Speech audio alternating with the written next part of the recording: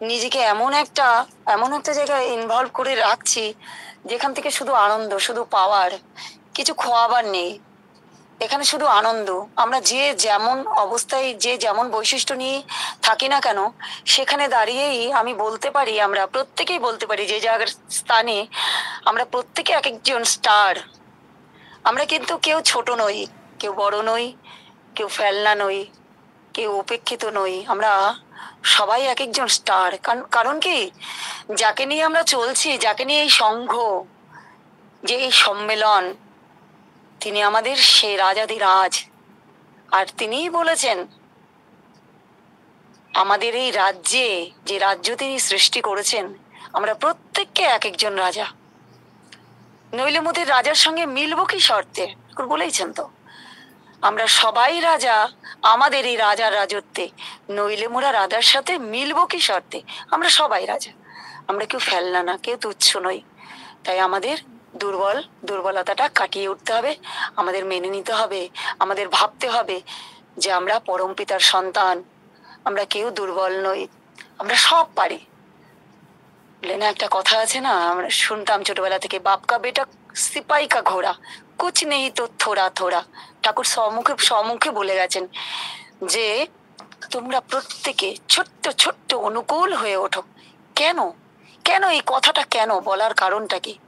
তিনি চেয়েছেন প্রত্যেকটা মানুষ যেন তার মতো হয়ে ওঠে, ছোট্ট ছোট্ট। আরে কিছু না হোক, একটু আচরণের ভেতরে একটু হলো আমার প্রকাশ পাবে, আমাকে দেখে যেন একটা মানুষ বলতে পারে যে আমি কার সঙ্গ করছি। সঙ্গগুণে রঙ্গ ধরে বলে না, আমাদের সঙ্গতটা কিন্তু বোঝাতে হবে আমার চলনের ভিতর, আচরণের ভিতর, আমার কথাবার্তার ভিতর। এটাই তো পরিবর্তন, এটাই তো সাধনা। আমরা সবাই এক একজন যে সাধনায় সিদ্ধি লাভ করে ফেলবো তা কিন্তু নয়, কিন্তু আমরা আমাদের চেষ্টা প্রতিনিয়ত থাকতে লাগবে। আর এই অম্লান চেষ্টাই আমাকে আমার মুক্তির দিকে নিয়ে যাবে। ঠাকুর সত্যানুসরণ পরিষ্কার করে বলে দিলেন তো। এই চেষ্টাটা হচ্ছে আমরা পূর্ব জন্মে কে কি করে এসছি, কে কি বৈশিষ্ট্য নিয়ে জন্মগ্রহণ করেছি, আমরা কিন্তু কেউ বলতে পারি না আমরা কতদূর এগিয়ে আছি, কতদূর এগোলে আমরা সেই গন্তব্যে পৌঁছবো। কিন্তু আমাদের হাঁটতে হবে। না, হেগে মরার চেয়ে হেঁটে মরা ভালো, ঠাকুর বললেন না সত্যানুসরণে? তা আমাদের হেঁটে যেতে হবে। কারণ কি, তিনি বৈশিষ্ট্য পালি অপরিয়মান পুরুষ, তিনি বলেইছেন।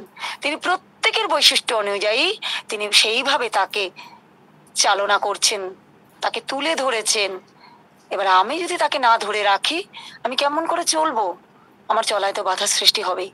তাই প্রতি মুহূর্তে এই আনন্দ যে আমরা এমন একজন আদর্শকে জীবনে পেয়েছি, তাকে ধরে আর পিছন ফিরে তাকাতে হয় না। তাকে ধরে রাখলে পরে তিনি আমাকে এগিয়ে নিয়ে যাবেনই যাবেন। শুধু তাকে ধরে রাখতে হবে, তার থেকে এক মুহূর্ত, এক পল বিচ্যুত হলে হবে না। আমি যদি তাকে আঁকড়ে ধরে রাখি, ওই যে ঠাকুর সত্যানুসরণ বললেন না, তুমি লতার স্বভাব অবলম্বন করো আর আদর্শরূপ বৃক্ষকে জড়িয়ে ধরো, সিদ্ধকাম হবে।